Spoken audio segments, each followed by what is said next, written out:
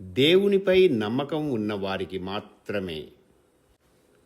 జీవితంలో ఏదైనా సమస్య వస్తే ఆ సమస్యకి పరిష్కారం ఏమిటి అని అనుకున్నప్పుడు ఈ కింది స్తోత్రాలు జపించడమే సరి అయిన పరిష్కారం.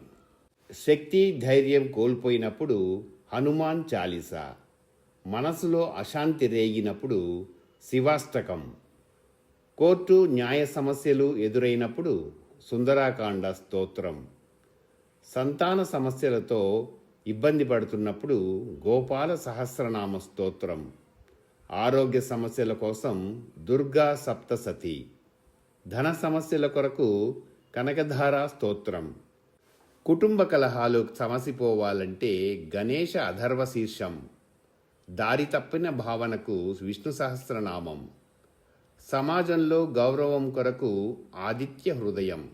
ఈ స్తోత్రాలు చదువుకోవడం వల్ల మనసుకు ప్రశాంతత లభిస్తుంది.